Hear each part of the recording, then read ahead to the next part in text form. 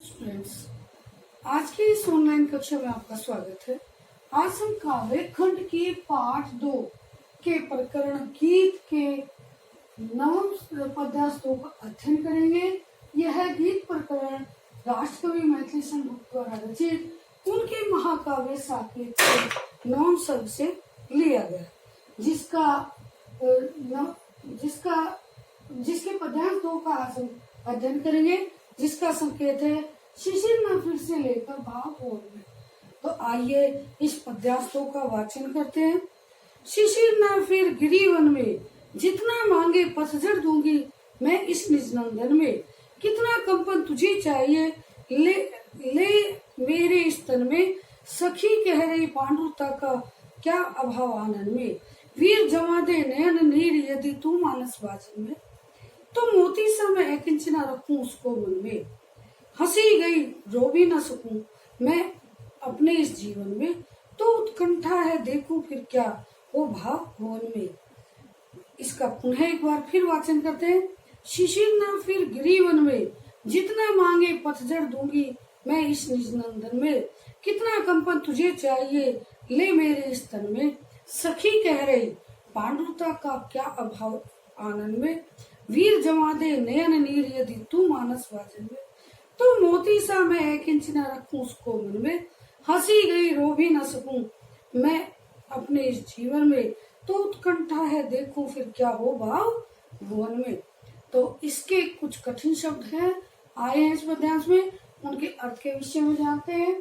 नंदन माने इंद्र का उद्यान, पांडुता माने पीलापन, अकिंचना माने निर्धन, भाव भुवन माने भाव रूपी संसार का भावनाओं की दुनिया, मानस भाजन माने मानस रूपी बर्तन।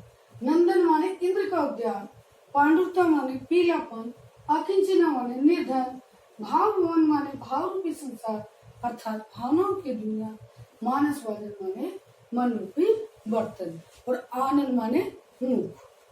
तो आइए इसके भावार्थ को जानते हैं। शिशिर न फिर गिरिवन में, जितना मांगे पतझड़ दूंगी मैं इस निज नंदन में। प्रस्तुत पंक्तियों में, प्रस्तुत पद्यांश में उर्मिला शिशिर ऋतु को संबोधित कर रही है। प्रस्तुत पद्यांश में उर्मिला किसे संबोधित कर रही है? शिशिर ऋतु को संबोधित कर रही है। शिशिर न फिर गिरिवन में, जितना मांगे पतझड़ दूंगी मैं इस निज नंदन में।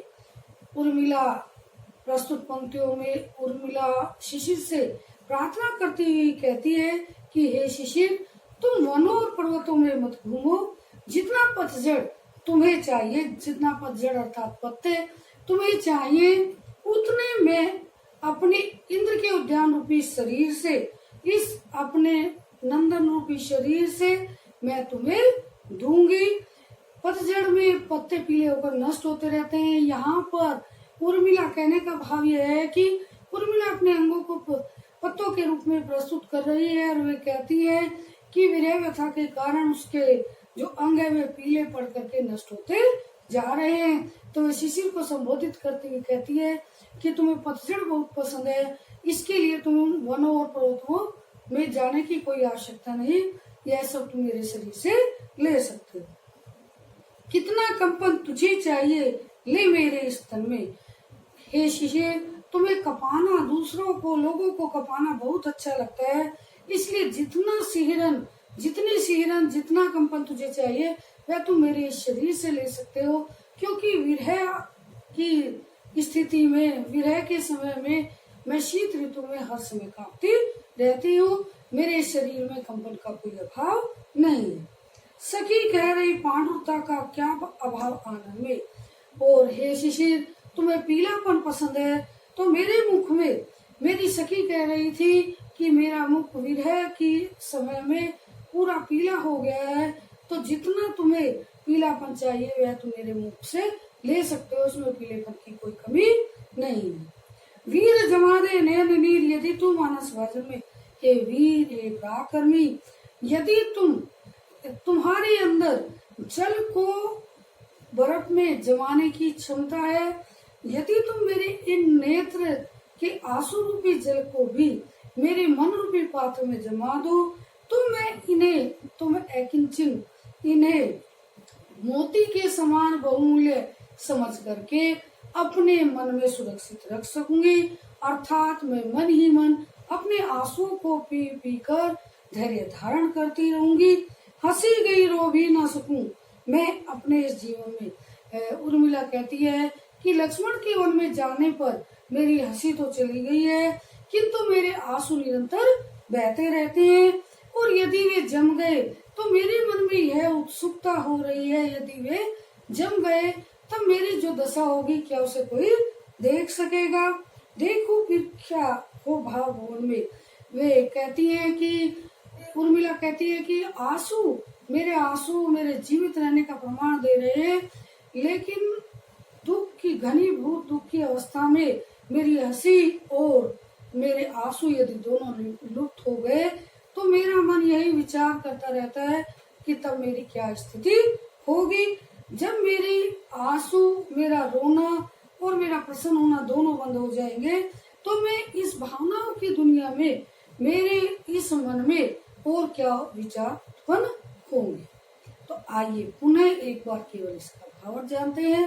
प्रस्तुत पंक्तियों में उर्मिला शिशिर ऋतु को संबोधित करते हुए उससे प्रार्थना करते हुए कह रही है कि हे शिशिर, तुम वनों और पर्वतों में मत घूमो, जितना पतझड़ तुम्हें चाहिए, जितने पत्ते चाहिए वह मैं तुम्हें अपने इस नंदन रूपी शरीर से, इंद्र के समान उद्यान रूपी शरीर से मैं तुझे दे दूंगी। मैं पतझड़ में जो पत्ते हैं वे पीले पड़कर नष्ट होते रहते हैं। यहाँ पर उर्मिला अपने अंगों को पत्तों के रूप में प्रस्तुत कर रही है जो विरह व्यथा में पीले पड़ते हुए नष्ट होते जा रहे हैं। इसलिए वे कहती हैं कि हे शिशिर, तुम्हें पतझड़ के लिए वनों और पर्वतों पर घूमने की आवश्यकता नहीं, जितने पत्ते चाहिए वह तुम मेरे शरीर से ही ले सकती हो। आगे वे कहती हैं कि तुम्हें लोगों को कपाना बहुत अच्छा लगता है, इसलिए जितने सिहरन, जितना कंपन तुझे चाहिए वह तुम मेरे शरीर से ले सकती हो, क्योंकि शीत ऋतु में विरह की अवस्था में मेरा शरीर निरंतर कांपता रहता है। आगे वे कहती हैं कि तुम्हें पीलापन भी बहुत पसंद है। मेरी सखी कह रही थी कि पीलेपन की मेरे मुख में कोई कमी नहीं है, विरह के कारण मेरा मुख पूर्ण रूप से पीला हो गया था, जितना पीलापन तुम्हें चाहिए वह तुम मेरे मुख से ले सकते हो। हे वीर, हे पराक्रमी, तुम्हारे अंदर जल को बर्फ में परिवर्तित करने की क्षमता है। यदि मेरी यह इच्छा है कि यदि तुम मेरे इन नेत्रों के आंसू रूपी जल को मेरे मन रूपी पात्र में जमा दो तो मैं इन्हें निर्धना, इन्हें बहुमूल्य मोती के समान समझकर सुरक्षित रख सकूंगी। अर्थात मैं अपने आंसू, कहने का भाव यह है कि मैं अपने आंसुओं को मन ही मन पीते हुए धैर्य धारण करती रहूंगी। आगे वे कहती हैं कि लक्ष्मण के वन में चले जाने पर मेरी हंसी तो चली गई है, किंतु मेरे आंसू निरंतर बहते रहते हैं, और इन आंसुओं के बहते रहते हैं तब मेरे मन में यही उत्सुकता आती है कि जब ये जम जाएंगे, ये आंसू भी रुक जाएंगे तो मेरी जो दशा होगी क्या उसे कोई देख सकेगा। आगे वे कहती है कि ये आंसू मेरे जीवित रहने का प्रमाण दे रहे हैं, किंतु दुख की घनीभूत अवस्था में जब मेरी हंसी और मेरे आंसू लुप्त हो जाएंगे तो मेरे मन में यह विचार आता है कि तब मेरा क्या होगा।